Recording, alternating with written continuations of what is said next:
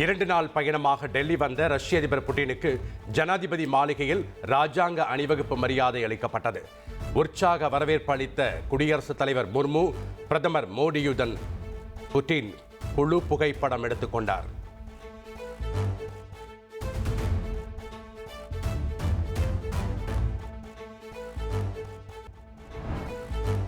ராஜ்காட்டில் உள்ள காந்தி நினைவிடத்தில் மலர் வளையம் வைத்தும் மலர் தூவியும் புட்டின் மரியாதை செலுத்தினார். அமைதியை ஏற்படுத்த காந்தி செய்த விலை மதிப்பில்லாத செயல்களின் தாக்கம் இன்று வரை பொருத்தமானதாக உள்ளது என வருகை பதிவேட்டில் எழுதி கையெழுத்திட்டார்.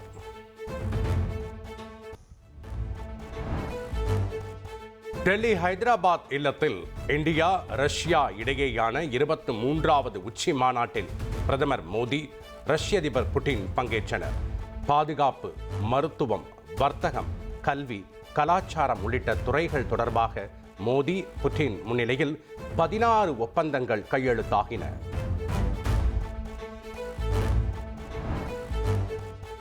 நெருங்கிய நண்பராக யுக்ரைன் விவகாரம் குறித்து தொடர்ந்து புட்டின் தெரிவித்து வருவதாக பிரதமர் மோடி தெரிவித்தார்.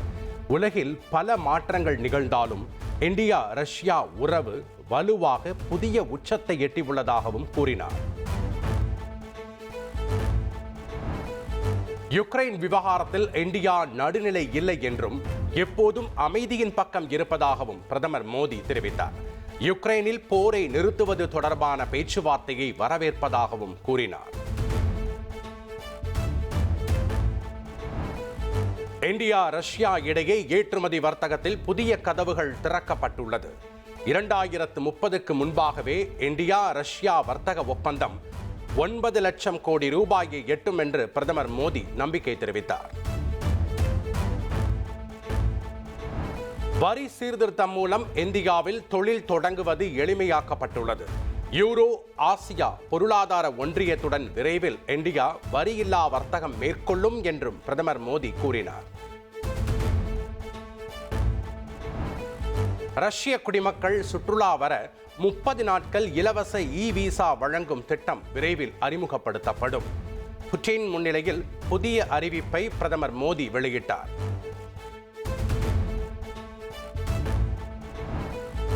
பிரதமர் மோடியை நண்பர் என குறிப்பிட்டு ரஷ்ய அதிபர் புட்டின் பேசினார். இந்தியா ரஷ்யா இடையேயான பொருளாதார ஒத்துழைப்பு 2030 வரை தொடரும் என்றும் உறுதியளித்தார்.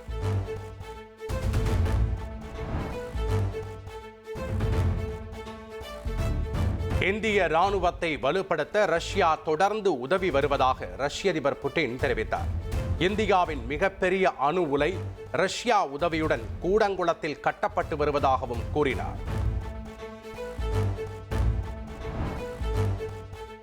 இந்தியாவிலிருந்து ரஷ்யாவுக்கான கடல் வழி திட்டம் மூலம் இளைஞர்களுக்கு வேலைவாய்ப்பு அதிகரித்துள்ளதாக புட்டின் தெரிவித்தார். சென்னையிலிருந்து ரஷ்யாவின் விளாடிவோஸ்டாக் நகரத்திற்கு செல்லும் திட்டத்தை குறிப்பிட்டு பேசினார். இந்தியாவுக்கான எண்ணெய் ஏற்றுமதி தடையின்றி தொடரும் என்றும் புட்டின் உறுதியளித்தார். அடுத்த ஆண்டு பிரிக்ஸ் கூட்டமைப்புக்கு தலைமை வகிக்கும் இந்தியாவுக்கு ரஷ்யா முழு ஆதரவு அளிக்கும் என்றும் கூறினார். இந்தியா ரஷ்யா இடையே கடந்த ஆண்டு 6,20,000 கோடி ரூபாய் மதிப்பில் வர்த்தகம் நடந்துள்ளதாக புட்டின் தெரிவித்தார். இந்தியாவின் ரூபாய் ரஷ்யாவின் ரூபிள் மூலமே 96% வர்த்தகம் நடந்ததாகவும் கூறினார். ரஷ்யாவில் இந்திய திரைப்படங்களுக்கு வரவேற்பு அதிகரித்து வருவதாக புட்டின் தெரிவித்தார்.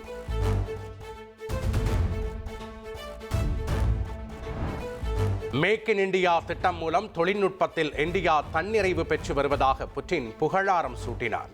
பிரதமர் மோடி தலைமையில் வேகமாக முன்னேறும் பொருளாதார நாடாக இந்தியா உயர்ந்துள்ளதாகவும் தெரிவித்தார். ரஷ்ய அதிபர் புட்டினுக்கு குடியரசுத் தலைவர் திரௌபதி முர்மு இரவு விருந்து அளித்தார். விருந்தில் குடியரசு துணைத் தலைவர் CP ராதாகிருஷ்ணன், பிரதமர் மோடி உள்ளிட்டோர் பங்கேற்றனர். புட்டினுக்கு அசாம் பிளாக் டீ, மகாராஷ்டிரா வெள்ளிக்குதிரை சிலை, ஆக்ரா பளிங்கு செஸ் போர்டை பரிசாக வழங்கினார் பிரதமர் மோடி. காஷ்மீர் குங்குமப்பூ மற்றும் ரஷ்ய மொழி பகவத்கீதையையும் பிரதமர் மோடி பரிசளித்தார். 2 நாள் இந்திய பயணத்தை முடித்துக் கொண்டு ரஷ்யா சென்றார் அதிபர் புட்டின். வெளியுறவு அமைச்சர் ஜெய்சங்கர் உள்ளிட்ட முக்கிய அதிகாரிகள் வழி அனுப்பி வைத்தனர். புட்டின் மோடி சந்திப்பு குறித்து வெளியுறவுத்துறை செயலாளர் விக்ரம் மிஸ்ரி விளக்கம் அளித்தார். ரஷ்ய ராணுவத்தில் உள்ள இந்தியர்களை மீட்பது குறித்து புட்டினிடம் பிரதமர் மோடி பேசியதாக தெரிவித்தார்.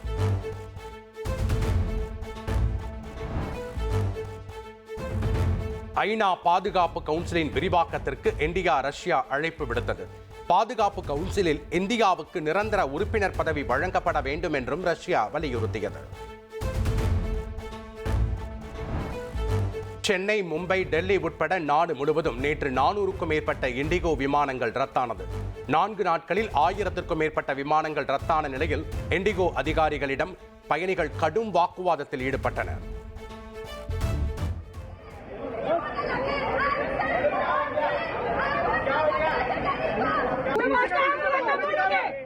एकदम चुप बैठो, जैसे बैठे थे ना वैसे बैठो, मुंह लटका के बैठे रहो, मुंह नीचे, आंखें बंद, मुंह बंद, कुछ भी हो रहा है ना होने देना। कोई सॉल्यूशन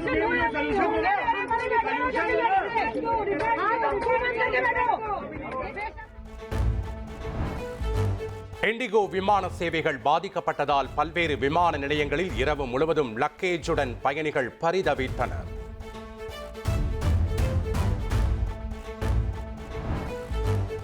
விமான சேவை இன்று முதல் படிப்படியாக சீராகும் என இண்டிகோ நிறுவனம் தெரிவித்துள்ளது. 15ஆம் தேதி வரை விமானங்கள் ரத்தானால் கட்டணத் தொகை திருப்பி வழங்கப்படும் என்றும் உறுதியளித்துள்ளது. இண்டிகோ சேவை பாதிக்கப்பட்டதால் சென்னையிலிருந்து பல்வேறு நகரங்களுக்கு செல்லும் விமானங்களின் கட்டணங்கள் பல மடங்கு உயர்ந்ததால் பயணிகள் அதிர்ச்சி அடைந்தனர்.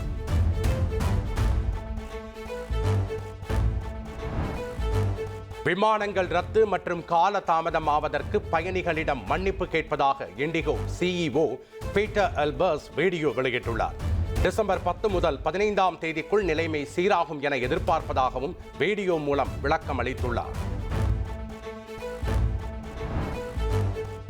இண்டிகோ பயணிகளுக்கு உதவ நாடு முழுவதும் 37 ரயில்களில் கூடுதலாக 116 பெட்டிகள் இணைக்கப்பட்டுள்ளதாக இந்திய ரயில்வே அறிவித்துள்ளது.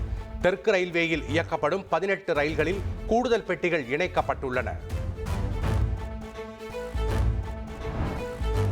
இண்டிகோ சேவை பாதிப்பு காரணமாக விமான ஊழியர்களுக்கான ஓய்வு விதிகள் தற்காலிகமாக நிறுத்தி வைக்கப்பட்டுள்ளது. பிரச்சனைக்கு காரணம் என்ன என்பது குறித்து ஆய்வு செய்ய உயர்மட்ட குழு அமைக்கப்பட்டுள்ளதாக விமான போக்குவரத்து அமைச்சகம் அறிவித்துள்ளது.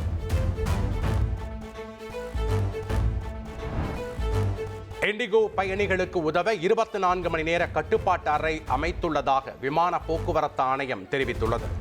உதவி எண்களும் அறிவிக்கப்பட்டுள்ளது.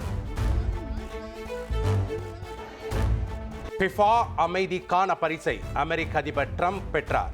இந்தியா, பாகிஸ்தான் உட்பட 8 போரை நிறுத்தி பல லட்சம் உயிர்களை காப்பாற்றியது தனக்கு கிடைத்த மிகப்பெரிய கௌரவம் என்றும் தெரிவித்தார்.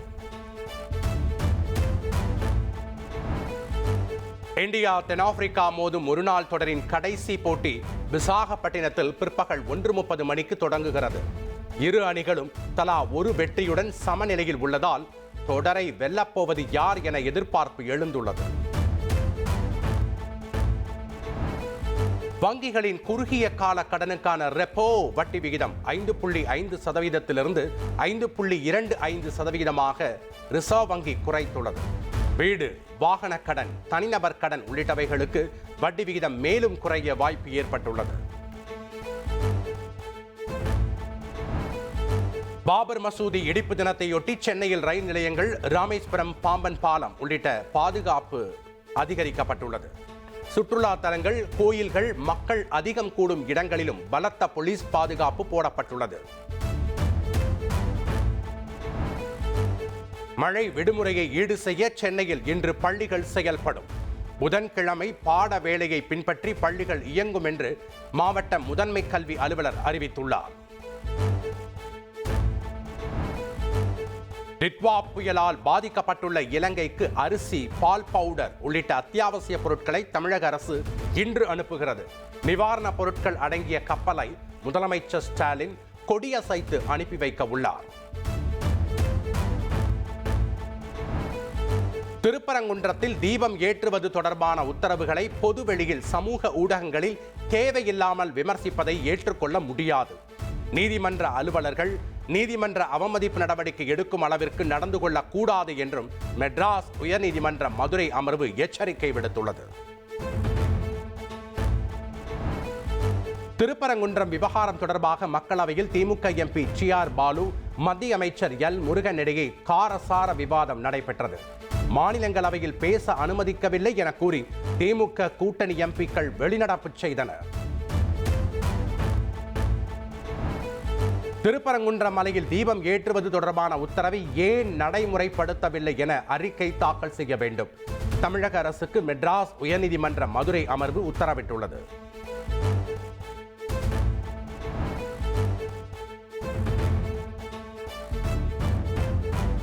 சட்ட போராட்டத்திற்கு பிறகும் திருப்பரங்குன்றம் மலையில் தீபம் ஏற்ற முடியவில்லை என்று ஆந்திர துணை முதல்வர் பவன் கல்யாண் தெரிவித்துள்ளார்.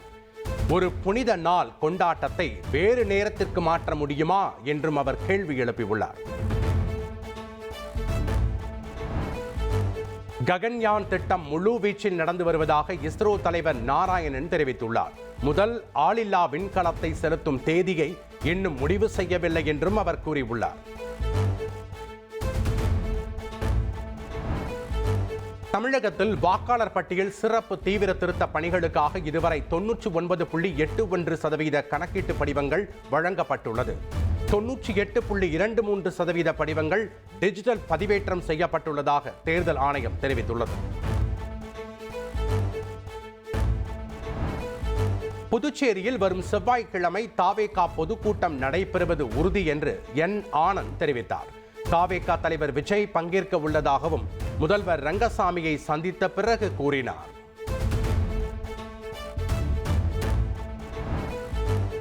விஜய் முன்னிலையில் தாவேகாவில் இணைந்தார் நாஞ்சில் சம்பத். திராவிட இயக்கத்தின் நீட்சி விஜய் என்று நாஞ்சில் சம்பத் தெரிவித்தார்.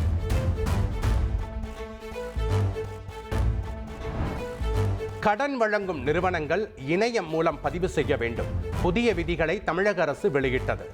4 லட்சம் ரூபாய் வரையிலான கடன்களுக்கு பிணை பெறக்கூடாது என்று தெரிவிக்கப்பட்டுள்ளது.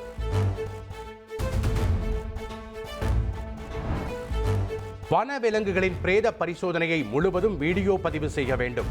அனைத்து வனத்துறை அதிகாரிகளுக்கும் சுற்றறிக்கை அனுப்ப தலைமை வன பாதுகாவலருக்கு சென்னை உயர்நீதிமன்றம் உத்தரவிட்டுள்ளது.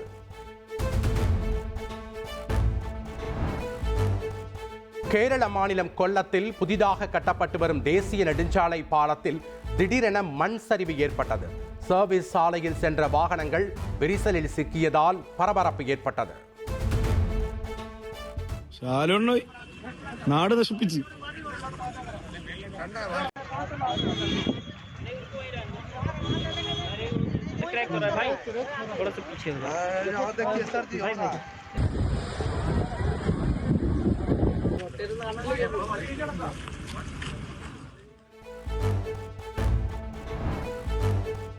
சென்னையில் நடைபெற்ற ஜூனியர் ஹாக்கி உலகக்கோப்பை காலிறுதிச் சுற்றில் பெல்ஜியம் அணியை வீழ்த்தி அரையிறுதிக்கு இந்தியா முன்னேறியது.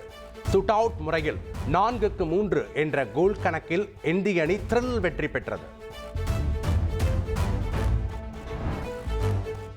ஜூனியர் ஹாக்கி உலகக்கோப்பை தொடரில் ஜெர்மனி ஸ்பெயினை தொடர்ந்து அரையிறுதிக்கு முன்னேறியது அர்ஜென்டினா.